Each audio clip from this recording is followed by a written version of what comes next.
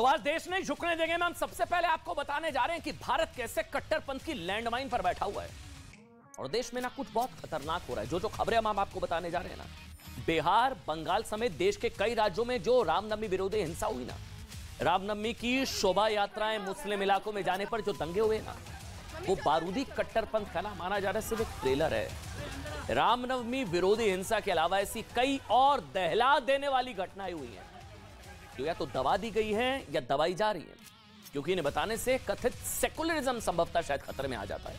इसलिए कोई इन कट्टर घटनाओं पर बात भी नहीं कर रहा है, लेकिन हमारा मानना है कि जो दबाई या छुपाई जाए उन्हें बताना जरूरी है ताकि खतरे की गंभीरता को समझा जा सके। इसलिए आज सबसे पहले आपको बताएंगे कि केरल में केरल के कोझिकोड में ट्रेन अग्निकांड का शाहीन बाग कनेक्शन क्या है। इस खबर को सुनकर आप हैरान हो जाएंगे। केरल में कोझिकोड में ट्रेन में आग लगाने वाले शाहरुख का शाहीन बाग कनेक्शन क्या है। केरल में शाहरुख नाम के एक आरोपी ने ट्रेन के एक डिब्बे के अंदर आग लगा दी, जिसकी वजह से एक नवजात बच्चे समेत 3 लोगों की जिंदा जलकर मौत हो गई। 8 से 9 लोग झुलस गए। Delhi police, Maharashtra ATS, Kerala, UP ATS मिलकर इस केस की जांच कर रही है। इसमें टेरर एंगल को भी नकारा नहीं जा रहा है। टेरर एंगल की भी जांच है। जांच एजेंसियों को भी शक है कि शाहरुख ने जिस तरह ट्रेन के अंदर आग लगाने की कोशिश की, वैसा कोई आम व्यक्ति नहीं कर सकता है। लोग इसकी तुलना गोधरा पार्ट 2 से भी कर रहे हैं। सबसे हैरान करने वाला इसका शाहीन बाग कनेक्शन है। ये जिसने ट्रेन में आग लगाने की कोशिश की वो कहां का रहने वाला? शाहीन बाग का। केरल के कोझिकोड में ट्रेन में पेट्रोल डालकर आग लगाने वाला शाहीन बाग का रहने वाला निकला है, जिसे महाराष्ट्र के रत्नागिरी से गिरफ्तार किया गया। आज एजेंसी के लोग शाहीन बाग भी पहुंचे। पहली खबर। दूसरी खबर, इसके बाद हम आपको एक और ऐसी खबर बताएंगे जिसकी ना आप कह सकते हैं सेकुलर सुपारी ले लीजिए इस खबर की, इसकी कोई बात ही नहीं कर रहा है। यह खबर आपको हैरान कर देगी। सुनिएगा। आतंकवादी संगठन इंडियन मुजाहिदीन के यासीन भटकल की बात करेंगे, जो सूरत में परमाणु बम से हमला करना चाहता था। यह कोर्ट के फैसले में जज ने कहा है, सूरत में परमाणु बम से हमले का इसका प्लान था और पूरे शहर को एटम बम से उड़ाने से पहले वहां के मुसलमानों को सुरक्षित बाहर निकालने का प्लान बनाया था। किसने?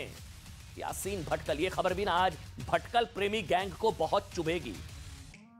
इसके बाद हम आपको बंगाल से आई एक और खबर बताएंगे। बंगाल में एनआईए ने ना विस्फोटक केस में 2 लोगों को गिरफ्तार कर लिया है। अब जो बताने जा रहा हूं बहुत ध्यान से सुनिएगा। दरअसल पिछले साल जून में ना कोलकाता में एक गाड़ी से 81,000 डेटोनेटर, बिल्कुल आप ठीक सुन रहे हैं, फिर से बोलूंगा आपको भरोसा नहीं होगा, 81,000 डेटोनेटर, 27,000 किलो एमोनियम नाइट्रेट, 1600 से ज्यादा जेलेटिन की छड़ें मिली थी। मतलब पूरा शहर उड़ाने का प्लान था। सोचिए, 27,000 किलो एमोनियम नाइट्रेट, 81,000 डेटोनेटर। और इसी केस में एनआईए ने यह गिरफ्तार की है। तीसरी बड़ी खबर है, एनआईए जानना चाह रही है कि इतनी भारी मात्रा में बम बनाने का सामान क्यों इकट्ठा किया गया था बंगाल में। ये 3 खबरें बता रही हैं कि देश में माहौल खराब करने के लिए ना कुछ ताकतें हैं जो बड़ी शिद्दत से लगी हुई हैं। इसके अलावा कल आप जानते हैं हनुमान जयंती है। कल हनुमान जयंती है।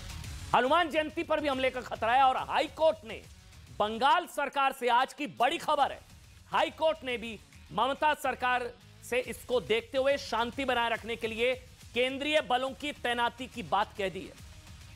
हनुमान जयंती पर कट्टरपंथी हमलों का खतरा सिर्फ बंगाल नहीं, पूरे देश में कल हनुमान जयंती है। इसलिए गृह मंत्रालय ने भी राज्यों को सांप्रदायिक सौहार्द और कानून व्यवस्था बनाए रखने के लिए बाकायदा एडवाइजरी, होम मिनिस्ट्री ने एडवाइजरी जारी कर दी है। इसके अलावा 5वीं बड़ी खबर यह भी बताएंगे कि इस्लामिक देशों का संगठन कैसे भारत में कट्टरपंथ की आग भड़काने की कोशिश कर रहा है। भारत ने OIC, organisation of Islamic countries, को करारा जवाब देते हुए कहा कि ओआईसी की सांप्रदायिक मानसिकता है। सबसे पहले ना शुरुआत करते हैं उस खबर से जो आपको हैरान कर देगी। अग्निकांड, ट्रेन अग्निकांड, आग लगाने की कोशिश हुई। लोग इसको गोधरा पार्ट 2, मतलब उसकी तुलना की जा रही कि कहीं साजिश गोधरा वाली तो नहीं थी।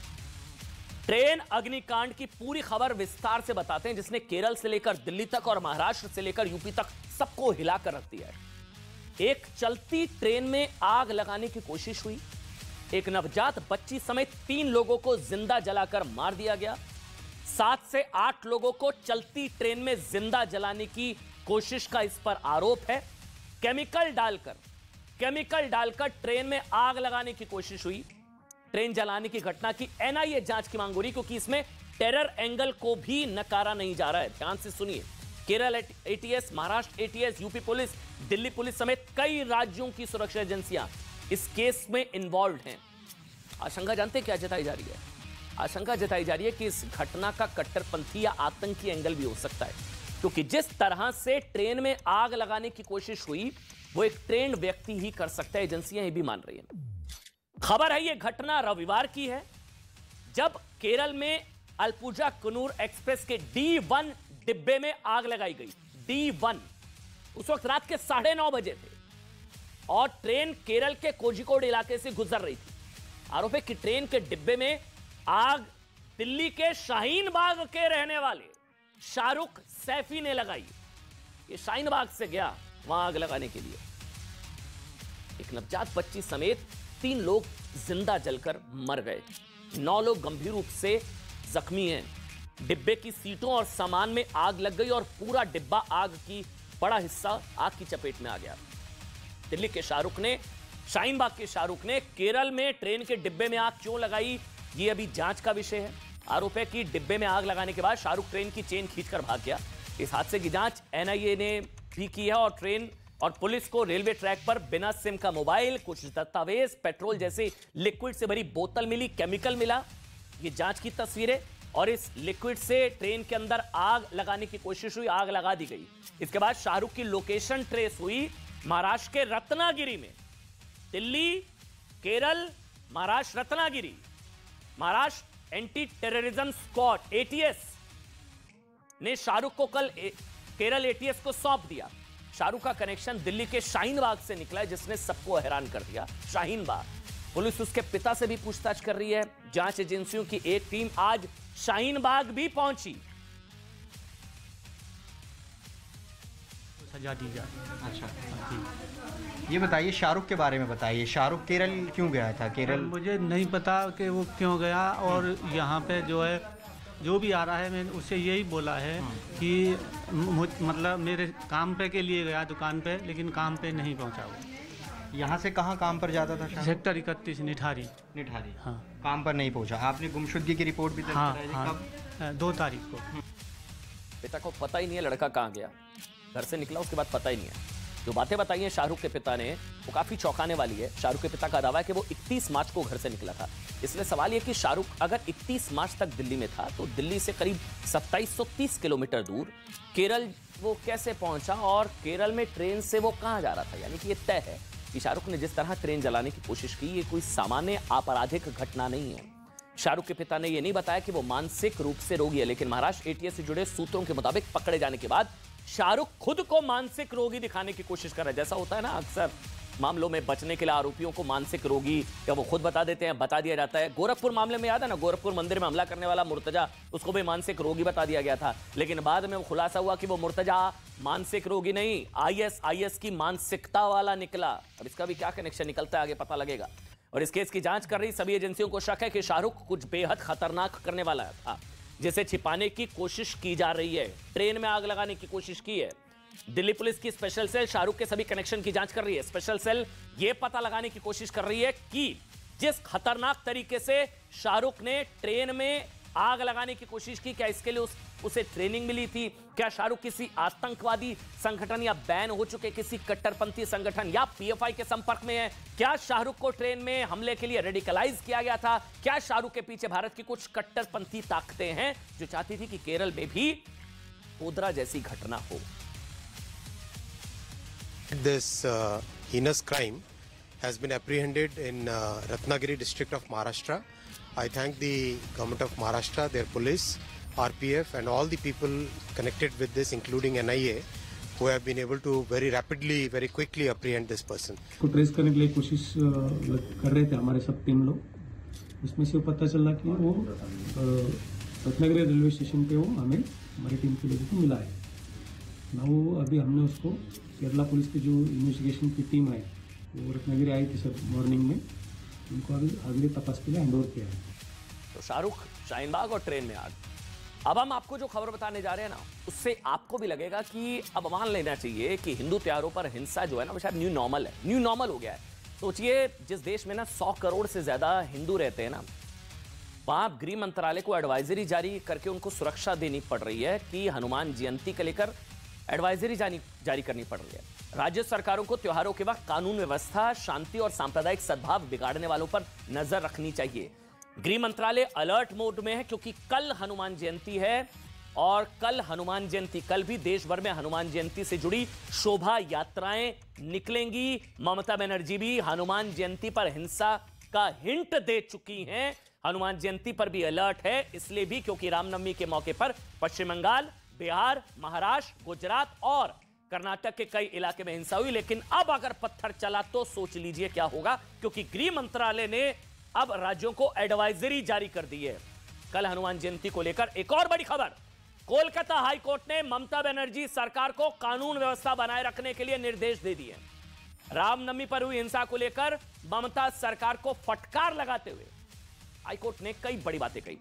कोर्ट ने क्या कहा है मैं आपको जल्दी से बता देता हूं। ममता सरकार सुनिश्चित करे, यह हाईकोर्ट ने कहा है कि हनुमान जयंती के दौरान निकलने वाले जुलूस में कानून व्यवस्था नहीं बिगड़नी चाहिए। स्टेट सब्जेक्ट है लॉ एंड ऑर्डर, कानून व्यवस्था संभालने के लिए राज्य अर्धसैनिक बलों की सहायता ले, सेंटर को रिक्वेस्ट करें और बंगाल में जरूरत पड़ने पर केंद्रीय बलों की तैनाती भी हो, हाईकोर्ट ने कहा है। कोर्ट ने ममता सरकार को खुफिया नेटवर्क भी मजबूत करने की सलाह दे दी। सीधे सीधे जिम्मा और ठीकरा बंगाल सरकार पर कि आपसे संभल नहीं पा रहा है। इसके अलावा ना कोर्ट ने ममता सरकार से पूछा कि रामनवमी के मौके पर राज्य में जहां जहां हिंसा हुई उसको लेकर सरकार ने क्या क्या कदम उठाए। कोर्ट ने सरकार से भी पूछा है कि हनुमान जयंती पर शांति व्यवस्था बनाए रखने के लिए क्या कदम उठाए गए हैं। हाईकोर्ट ने ममता सरकार से हिंसा के सीसीटीवी फुटेज भी उपलब्ध कराने के लिए कह दिया। बड़ी बात यह है कि सब इसलिए हो रहा है क्योंकि हिंदू बहुल भारत में हिंदू त्योहारों पर हिंसा ना हो, जो अब एक न्यू नॉर्मल सामान्य सी बात हो चुकी है। वैसे भारत में रामनवमी पर हिंसा हुई, महाशिवरात्रि पर हिंसा हुई, हनुमान जयंती पर हिंसा का अलर्ट है, सरस्वती पूजन पर हिंसा हो चुकी है, दुर्गा मूर्ति विसर्जन पर हिंसा हो चुकी है, गणेशोत्सव पर हिंसा हो चुकी है, होली दीपावली पर हिंसा हो चुकी है। जब जब हिंदू त्योहार तब तब निकलते हैं पत्थर मार, जब जब हिंदू त्योहार तब तब निकलते हैं पत्थर मार और हिंदू त्योहारों पर हिंसा। क्या न्यू नॉर्मल है क्या? इसी को लेकर आपको बता दें गृह मंत्रालय की तरफ से भी एडवाइजरी जारी कर दी गई है। हाई कोर्ट ने ममता सरकार को फटकार लगाते हुए कहा है कि आप सुनिश्चित करें, सुरक्षा देना आपका काम। और पिछले कुछ वर्षों में ना हिंदू त्योहारों पर जितनी भी हिंसा दंगों की घटनाएं हुई हैं, सभी का पैटर्न एक है। सभी में हिंदू त्योहारों पर पत्थर मारे गए हैं, शोभा यात्राओं पर छतों से पत्थर मारे गए। हिंसा की सभी घटनाओं में पत्थर पहले से इकट्ठा करने के भी आरोप लग चुके हैं। आज नीतीश कुमार ने भी कहा कि यह प्लान्ड था, जो भी कुछ हुआ बिहार में, बंगाल में भी जो कुछ हुआ, उसको लेकर भी कहा जा रहा है कि क्या यह सब कुछ सुनियोजित तरीके से करने की कोशिश की गई, वरना इतने प्लान्ड तरीके से अटैक नहीं हो सकता। एक और खबर पूरे देश को जानना चाहिए। रामनवमी हिंसा के बाद टीएमसी ने आरोप लगाया था, वो वीडियो मैं आपको दिखाऊंगा, तस्वीरें दिखाऊंगा। टीएमसी ने आरोप लगाया था कि रामनवमी में शामिल लोग ही, ये तस्वीर याद है आपको, हिंसा के लिए जिम्मेदार हैं। टीएमसी की सांसद महुआ मित्रा ने एक वीडियो भी बाकायदा ट्वीट करा था, जिसमें जुलूस में ये आदमी जो नजर आ रहा है आपको, जुलूस में एक युवक के हाथ में आप देख रहे हैं पिस्तौल दिखाई दे रही है। महुआ मित्रा ने वीडियो ट्वीट करा, ये ममता बनर्जी की तरफ से भी इसका जिक्र किया गया और ये टीएमसी के बड़े नेता अभिषेक बनर्जी ने भी वीडियो ट्वीट करा, ये कहते हुए कि रामनवमी में लोग, शोभा यात्रा में शामिल लोग बंदूक लेकर आए। वीडियो के जरिए बताने की कोशिश की गई थी कि एक ही पक्ष के लोग दंगों के लिए जिम्मेदार हैं और ये रामनवमी में लोग आए थे। ममता बनर्जी ने भी कहा था कि बीजेपी के लोगों ने हिंसा कराई। लेकिन अब इस वीडियो का एक और पहलू आपको जानना चाहिए, जो टीएमसी के लोगों को अच्छा नहीं लगेगा और आप कह सकते हैं आप भी हैरान हो जाएंगे। जुलूस में जिस लड़के का वीडियो पिस्तौल लहराते हुए वायरल हो रहा है, जो दावा किया जा रहा है कि ये रामनवमी में शामिल बीजेपी के लोग और भगवा पहना हुआ सर पर, ये महुआ मित्रा अभिषेक बनर्जी ने ट्वीट करा। उसे बंगाल पुलिस ने बिहार के मुंगेर से गिरफ्तार कर लिया है। आरोपी का नाम है सुमित शॉ। पूरी कहानी सुनिएगा। सुमित शॉ और उसकी उम्र है 19 साल। लेकिन सुमित की मां ने बताया कि सुमित तो टीएमसी के लिए काम करता है और हावड़ा से टीएमसी के विधायक गौतम चौधरी के कार्यक्रमों में जाता है। ममता बनर्जी कुछ और कह रही हैं, महुआ मित्रा कुछ और कह रही हैं, लेकिन इनका परिवार, इनकी माताजी कह रही हैं तो टीएमसी कनेक्शन का जिक्र कर रही हैं। एक बार सुना दीजिए। बंदूक उसका नहीं है। वो देखिए जहाँ भी पैसा मिलता था, कोई भी टीएमसी हो, पहले वो टीएमसी में जाते थे। अधिकतर हम लोग के गौतम चौधरी हैं यहाँ के, हम लोग के एमएलए, हाँ उनका भी पार्टी होता था, मिছিল होता था, वो जाते थे। और फिर बीजेपी में भी उसको जहाँ पैसा मिलता था वहाँ वो जाते थे। आगे बढ़ेंगे और एक और बड़ी खबर, इस्लामिक देशों के संगठन ओआईसी ने रामनवमी पर हिंसा को लेकर भारत विरोधी एजेंडे के लिए क्या इस्तेमाल कर रहा है ओआईसी। दरअसल बड़ी खबर यह है कि इस्लामिक सहयोग संगठन यानी कि ओआईसी ने दुष्प्रचार फैलाया कि रामनवमी के जुलूस के दौरान मुस्लिम समुदाय को निशाना बनाया गया। रामनवमी शोभा यात्रा हिंदुओं का त्योहार, पत्थरबाजी हिंदुओं पर, लेकिन ओआईसी कह रहा है कि मुस्लिम समुदाय को निशाना बनाया गया। OIC, organisation of Islamic countries, ने शोभा यात्रा के दौरान हुई हिंसा को ओआईसी ने मुसलमानों पर हमला बताया, लेकिन भारत के विदेश मंत्रालय ने इस्लामिक सहयोग संगठन के इस दुष्प्रचार को लेकर करारा जवाब दिया है। उन्होंने कहा है कि यह उसकी सांप्रदायिक मानसिकता, ओआईसी की सांप्रदायिक मानसिकता और भारत विरोधी एजेंडे का एक और उदाहरण है। दरअसल इस्लामिक सहयोग संगठन की मानसिकता कितनी सांप्रदायिक है ना, इसका अंदाजा आप किसी बात से लगा सकते हैं कि ओआईसी पाकिस्तान में आज तक अल्पसंख्यकों पर हो रही क्रूरता पर कुछ नहीं बोला है। पाकिस्तान में इसी हफ्ते एक हिंदू डॉक्टर की हत्या हुई, एक सिख को गोली मारी गई, एक साल में 1000 से ज्यादा हिंदू बेटियों का पाकिस्तान में अपहरण हो रहा है, 8 साल में 4000 से ज्यादा शिया मुसलमानों की हत्या हो चुकी है। लेकिन पाकिस्तान के मामलों में इस्लामिक सहयोग संगठन धृतराष्ट्र बना हुआ बैठा है। आपको एक और खबर बताने जा रहे हैं जिसके बारे में कोई बात नहीं कर रहा है। दिल्ली की एक कोर्ट ने इंडियन मुजाहिदीन, जो खबर मैंने आपको शुरुआत में बताई थी, अब सुनिएगा, इंडियन मुजाहिदीन के आतंकवादी यासीन भटकल समेत 11 लोगों को देश के खिलाफ युद्ध छेड़ने का केस चलाने को कहा गया। लेकिन कोर्ट ने यासीन भटकल और उसके आतंकवादी साथियों के खिलाफ जो बातें कही है ना, वो आज आपको जाननी चाहिए। उसे सुनकर कई लोगों के होश उड़ गए। कोर्ट ने कहा यासीन भटकल गुजरात के सूरत शहर में न्यूक्लियर अटैक की प्लानिंग कर रहा था। न्यूक्लियर अटैक की यासीन भटकल, और न्यूक्लियर अटैक से पहले सूरत के सभी मुसलमानों को निकालने की प्लानिंग की गई थी। यासीन भटकल के पास से ऐसे वीडियो क्लिप्स भी मिले हैं जिसमें वो गैर मुसलमानों की हत्या को जरूरी बताया था और इसे मजहब से जोड़ता था। यासीन भटकल के खिलाफ एनआईए ने 2012 में देश के खिलाफ युद्ध छेड़ने की एफआईआर दर्ज की थी और 2013 में यासीन भटकल को बिहार के पास नेपाल बॉर्डर से गिरफ्तार किया गया था। इंडियन मुजाहिदीन का भारत में, आप जानते हैं, कई आतंकी घटनाओं में हाथ है, जिसके बाद इसे बैन कर दिया गया था। लेकिन इंडियन मुजाहिदीन के बैन किए जाने से कुछ सेकुलर नेताओं के पेट में जबरदस्त दर्द हुआ था। तब यह कहा गया था कि आईएम को बैन करना गलत है, लेकिन यह मुसलमानों से जुड़ी संस्था है, क्योंकि यह बताया गया, आरोप लगाया गया। उम्मीद है इंडियन मुजाहिदीन पर कोर्ट की टिप्पणी के बाद ऐसे लोगों का पेट दर्द संभवतः ठीक हो जाएगा, क्योंकि सूरत में न्यूक्लियर अटैक का प्लान यासीन भटकल। एक छोटा सा ब्रेक ले रहे हैं, तुरंत हाजिर होंगे। छोटा सा ब्रेक।